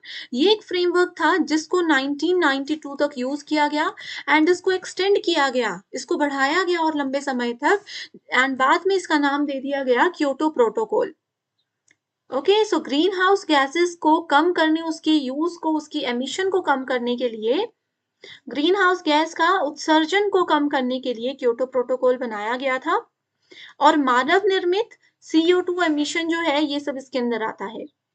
क्योटो प्रोटोकॉल को कब कहाँ बनाया गया? देखो जापान, आपने सुना होगा जापान, जापान में एक जगह है क्योटो, वहां पर इसको जो है अपनाया गया था 11 दिसंबर 1997 को। 11 दिसंबर 1997 को इसको अपनाया गया था क्योटो जापान में, इसलिए इसका नाम रखा गया क्योटो प्रोटोकॉल। एंड इसको लागू किया गया 16 फरवरी 2005 से। और इसमें कितनी पार्टीज हैं? इसमें टोटल 192 पार्टीज हैं। ठीक है, 2020 तक की अगर डेटा की बात करें तो इसमें टोटल 192 कंट्रीज ने पार्टिसिपेट किया था। ग्रीन हाउस गैसेस मैंने आपको बता दी है। सो क्योटो प्रोटोकॉल और ग्रीन हाउस गैसेस में से किसी भी गैस का नाम अगर वहां पर आपको नजर आता है एक साथ, तो आप क्या कर सकते हो? आप लोग डायरेक्टली करेक्ट आंसर को आइडेंटिफाई कर सकते हो। इसके बाद आता है फिर रियो समिट। रियो समिट क्या है? रियो समिट को रियो अर्थ समिट 1992, एजेंडा 21 और रियो डिक्लेरेशन के नाम से भी जाना जाता है।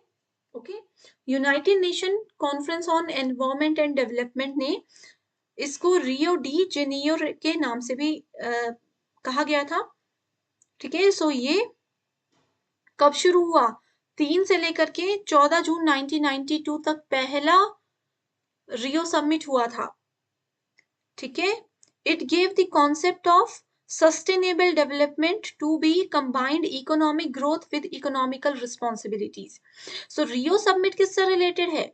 रियो समिट एनवायरमेंट और सस्टेनेबल डेवलपमेंट से रिलेटेड है। सतत विकास जो है पृथ्वी का, एनवायरमेंट का, उससे रिलेटेड बात आती है। So go for Rio summit, earth summit भी इसको बोला जाता है। The 4 categories covered in Agenda 21 proposed in Rio summit are, तो इसको 4 कैटेगरीज जो हैं उस समय इसके प्रस्ताव में रखी गई थी। ठीक है, सो ये 4 कैटेगरीज में पहली कैटेगरी है सामाजिक और आर्थिक आयाम, यानी कि social and economic dimensions. Sorry, यहाँ पर ऐसा आएगा। ठीक है, सामाजिक और आर्थिक आयाम। दूसरा है strengthening the role of major groups, प्रमुख समूहों की भूमिका को मजबूत करना, ये स्टेटमेंट भी रियो के अंदर आती है। तीसरा है मीन्स ऑफ इम्प्लीमेंटेशन, कार्यान्वयन के साधन। चौथा है resources for development, conservation and management, विकास, संरक्षण और प्रबंधन के लिए संसाधन। ये सब चीजें रियो समिट के अंदर काउंट की जाती हैं। अगला जाता है international solar alliance. International solar alliance ISA ये क्या करता है, सोलर से रिलेटेड है। आपको पता होना चाहिए कि सोलर एनर्जी से रिलेटेड क्वेश्चंस एग्जाम में जरूर आते हैं, ठीक है, एग्जाम में जरूर आते हैं। सो अभी देखो एक क्वेश्चन आपको पता होगा शायद, अगर आप लोगों ने जो 26 जनवरी को परेड होती है ना, टीवी में आती है, अगर आप लोगों ने वो सुनी होगी, तो आपको पता होगा कि इंडिया का वो कौन सा ऐसा स्टेट है जो कि पूरे तरीके से सोलर पावर को यूज करने वाला पहला स्टेट बना है। इंडिया का कौन सा स्टेट है पता है आप लोगों को? नहीं पता तो भी मुझे कमेंट करिए कि नहीं पता है, ताकि मैं उस पर भी एक वीडियो लेकर आऊं। एग्जाम में जरूर क्वेश्चन आएगा, बिल्कुल लेटेस्ट डेटा है वो। आपको पता होगा ना कि करंट अफेयर भी एग्जाम में आते हैं, ठीक है। So international solar alliance is an action-oriented, member-driven, collaborative platform for increased development of solar energy technology। इस अलायंस के अंदर क्या हुआ, इस गठबंधन के अंदर ये डिसाइड किया गया कि सूर्य की किरणें हमें मुफ्त में मिल रही हैं, जो कि एक बहुत पावरफुल चीज है, तो क्यों ना हम इसको यूज करके ऐसा प्लेटफॉर्म बनाए कि हर चीज सोलर एनर्जी के साथ ही चलाई जा सकती है। अब आपने जैसे देखा होगा, गवर्नमेंट ऑफ इंडिया ने सोलर लाइट्स हर घर में बांटी हैं, ठीक है, कुछ फ्री हैं, कुछ पैसे देकर हैं, बट बहुत कम उसके लिए पे करना होता है।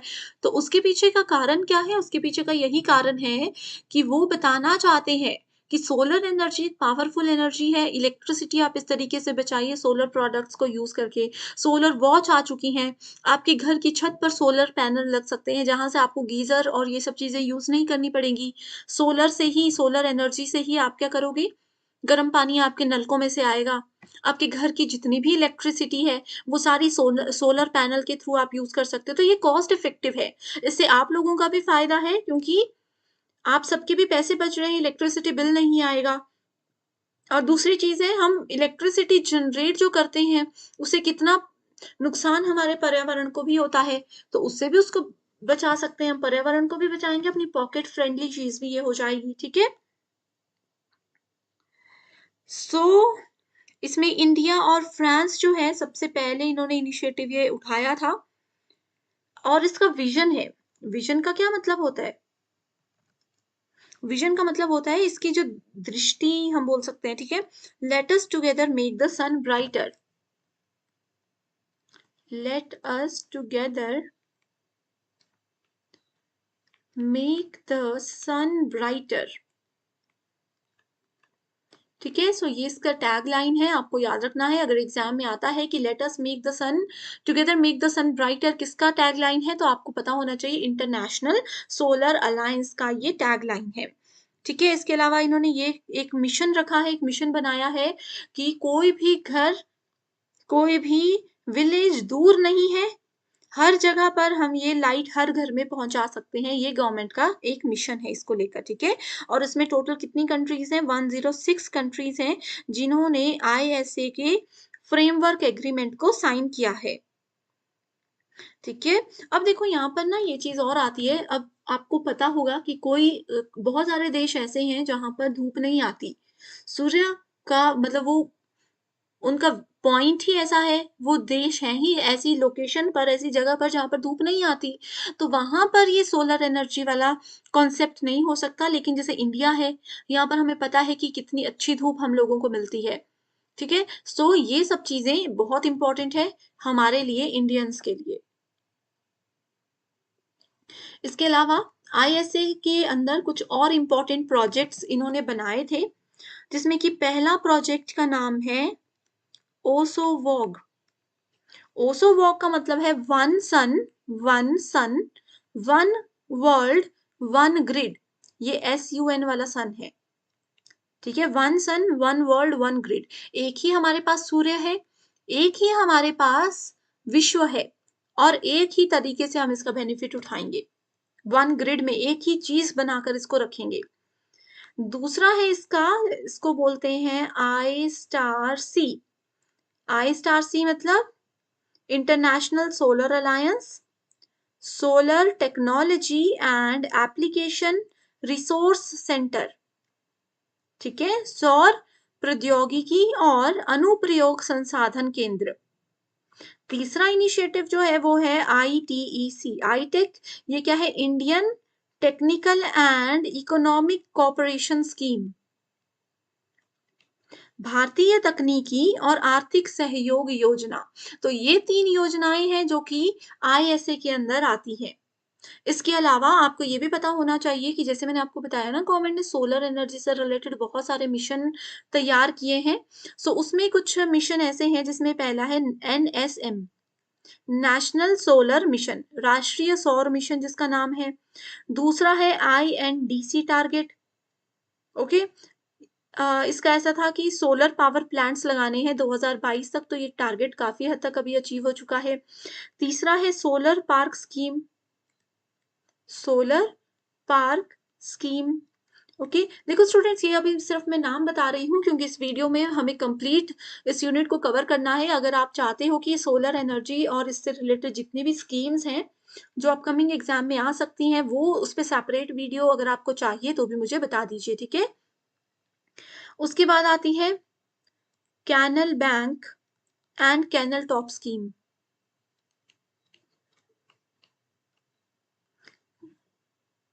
नेक्स्ट है इसमें building scheme, sorry bundling scheme. Okay. Bundling scheme के बाद आता है grid connected solar rooftop scheme. इसको नोट कर लीजिए, grid connected solar rooftop scheme. ठीक है। सो ये 6 स्कीम मैंने आपको बताई जो कि सोलर एनर्जी से रिलेटेड है। इसमें यही इनका टारगेट है कि ज्यादा से ज्यादा सोलर एनर्जी को यूज कैसे करें, कैसे इसका बेनिफिट हम सबको होना चाहिए। इसके अलावा ग्लोबल वार्मिंग हम डिस्कस कर चुके हैं। बात आती है कॉप की। होमवर्क दिया था। कॉप का मतलब है कॉन्फ्रेंस ऑफ पार्टीज। पार्टीज में का यहाँ पर मतलब है बहुत सारी कंट्रीज ने मिलकर अपने एनवायरमेंट, अपने पर्यावरण को बचाने के लिए कुछ मीटिंग्स रखी हैं जो कि हर साल होती है। एंड हर एक मीटिंग का कुछ टारगेट होता है। हर साल एक नई कंट्री उस मीटिंग को होस्ट करती है, कॉप को होस्ट करती है, ठीक है। To review the national communication and emission inventory submitted by parties, the expansion of greenhouse gases emission, financing energy transition in poorest countries, reduction of methane emission, organization of carbon market, ये सारी चीजें इसमें control की जाएंगी, ठीक है। अब देखो डायरेक्टली बढ़ते हैं आगे। देखो COP28 होना है अभी, ठीक है। आपको पता होना चाहिए। देखो ये COP26 2021 में हुआ था, ग्लासगो नाम की जगह में हुआ था।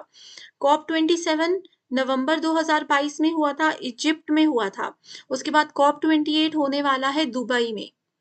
ये आपको पता होने चाहिए। जैसे मैंने आपको COP21 बताया था ना, पेरिस एग्रीमेंट। COP21 बोलते हैं, पेरिस एग्रीमेंट इसलिए बोलते हैं क्योंकि ये पेरिस में हुआ था, 2015 में हुआ था। पेरिस क्लाइमेट चेंज कॉन्फ्रेंस के नाम से भी इसको जाना जाता है। और 2015 नवंबर 2015 में ये हुआ था, ठीक है। इस तरीके से 2 चीजें होती हैं। स्टूडेंट्स, पेपर 2 के फाइनल रिवीजन के लिए एक स्टडी मटेरियल हम लेकर आए हैं जिसमें आपको फुल सिलेबस पीडीएफ नोट्स के साथ हम most expected MCQs and PYQs भी प्रोवाइड करवाते हैं। जो भी सब्जेक्ट्स अवेलेबल है आप यहाँ पर देख सकते हो। ये स्टडी मटेरियल ना सिर्फ आपको आपका जेके सेट एग्जामिनेशन बल्कि इसके अलावा इंटरव्यू में भी बहुत ज्यादा हेल्प कर सकता है। इन व्हाट्सएप नंबर्स पर आप इजिली कॉल या मैसेज करके इसकी पूरी जानकारी ले लीजिए। Okay. So I hope students आज सारी चीजें आपको क्लियर हैं। कोई भी डाउट रहता है, कोई भी क्वेरीज रहती हैं, कोई पर्टिकुलर सेक्शन आपको सेशन आपको चाहिए तो भी मुझसे पूछ लीजिएगा। So thank you so much for watching this video and I wish you all the very best.